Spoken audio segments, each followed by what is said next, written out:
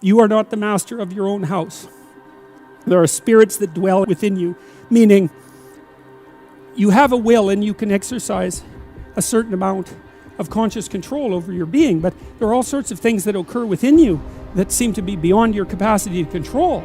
Your dreams, for example, that's a really good example, or your impulses, for example. You might think of those as so foreign from you that you don't even want them to be part of you. But more subtly even, how about what you're interested in, what compels you? Like, where does that come from? Exactly.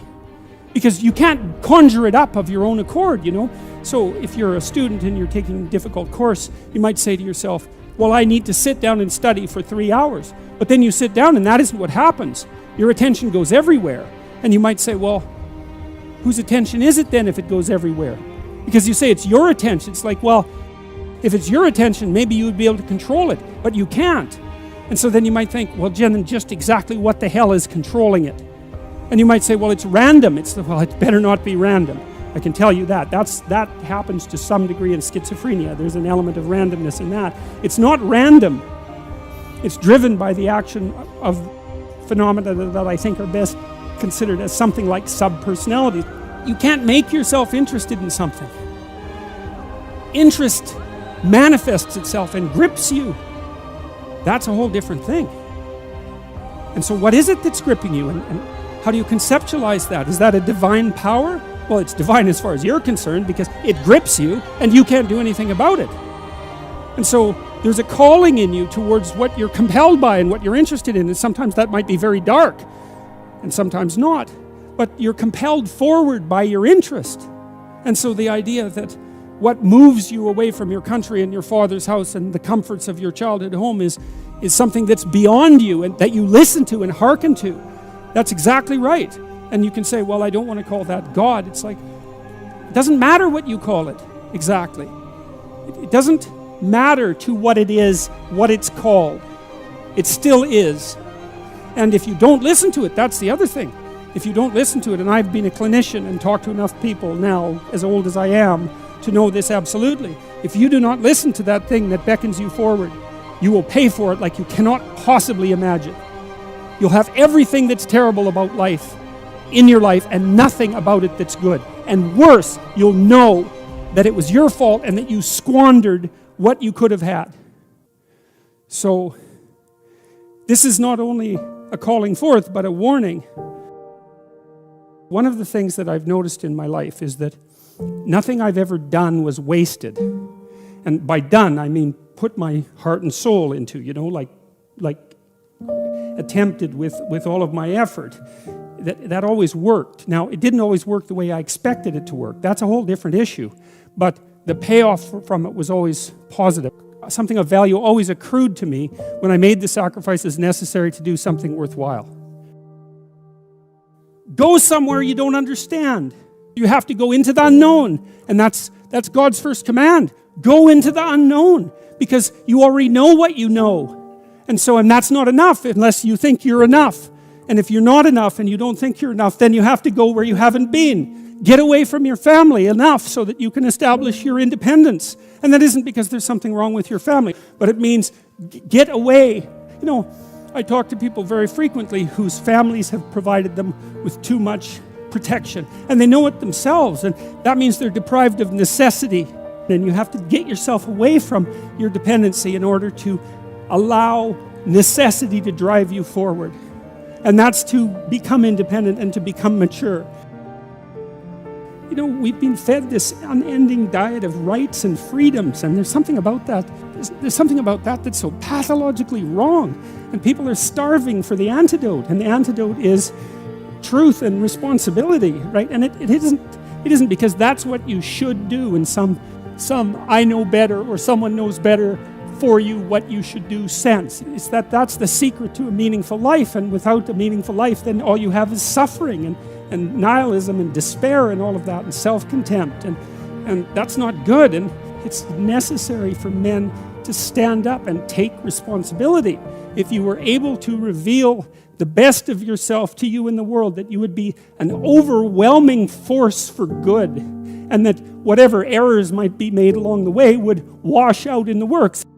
If you forthrightly pursue that which God directs you to pursue, let's say, that all things are possible. And so we don't know the limits of human endeavor. We truly don't. And it's premature to put a cap on what it is that we are, what it is that we're capable of. And so you're already something, and maybe you're not so bad in your current configuration. But you might wonder, if you did nothing for the next 30 years except put yourself together, just exactly what would you be able to do? And you might think, well, that's worth finding out. But of course, that's the adoption of responsibility. There's lots in the world to fix. Everything that bothers you about the world and about yourself should be fixed, and you can do that. I have a friend. He lives in Montreal. His name is James Simon. He's a great painter, and he's taught me a lot of things. He's helped me design my house and beautify it. And I bought some paintings from him a couple of years ago, and he did this series of paintings where he went around North America and stood in different places, and then he painted the view from here down. And so it's his feet planted in different places, on roads, in the desert, on the ocean. Yeah, well, he was trying to make a point, and the point was that wherever you are, it's worth paying attention. And that's because, so all these places that he visited, he looked at exactly where he was, standing by the side of the road in the desert. It's sort of mundane in some sense, but then maybe he put 40 hours into that painting, and it's very, very realistic painting with really good light. And what he's telling you as a painter is everything is worth paying attention to an infinite amount, but you don't have enough time. And so the artist does that for you, right? The artist looks and looks and looks and looks and looks, and then gives you that vision. And so then you can look at the painting, and it reminds you that everything that there is right where you are. And that's a hard thing to realize, but it's actually true. And so I've been telling people online in various ways and in lectures that they should start fixing up the world by cleaning up their room. How you would like your life to be, what you would like your character to be 3 to 5 years down the road, if you were taking care of yourself like you were taking care of someone that you actually cared about. So you kind of have to split yourself into two people and treat yourself like someone you have respect for and that you want the best for. And that's not easy, because people don't necessarily have respect for themselves, and they don't necessarily want what's the best for themselves, because they have a lot of self-contempt and a lot of self-hatred and a lot of guilt. I think you have an obligation. It's one of the highest moral obligations to treat yourself as if you're a creature of value. How you would like your friendships to be conducted. Because it's useful to surround yourself with people who are trying to move forward, and more importantly, who are happy when you move forward and not happy when you move backwards. Not when you fall, that isn't what I mean, but when you're doing self-destructive things, your friends shouldn't be there to cheer you on. You look at the world through a story. You can't help it. And the story is what gives value to the world, or the story is what you extract from the value of the world. You can look at it either way. You're somewhere and it's not good enough. Right? That's the eternal human predicament. Wherever you are isn't good enough. And to some degree, that's actually a good thing, because if it was good enough, well, there's nothing for you to do. So it's actually maybe a good thing that it's insufficient. And that might be why sometimes having less is better than having more. And I don't want to be a Pollyanna about that. I mean, I know that there's deprivation that can reach to the point where it's completely counterproductive. But it isn't always the case that starting with little is... If you start with little, you start with more possibility. It's something like that. So you move always from what's unbearable about the present to some better future, right? And if you don't have that, then you have nothing but threat and negative emotion. You have no positive emotion, because the positive emotion is generated in the conception of the better future and then the evidence that you generate yourself that you're moving towards it. That's where the positive and fulfilling meaning of life comes. So you want to set up this structure properly. It's very, very important. And so what it means is that you want to be going somewhere that's good enough so that the going is worth the while.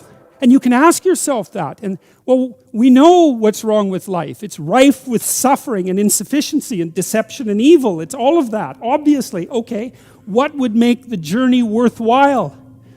Well, you can ask yourself that. It's like, all right, in order to bear up under this load, what is it that I would need to be striving to attain? And if you ask yourself that, that's to knock and the door will open. That's what that means. If you ask yourself that, then you will find an answer, and you'll shrink away from it. You'll think, well, there's no way I could do that. It's like, well, you don't know what you could do.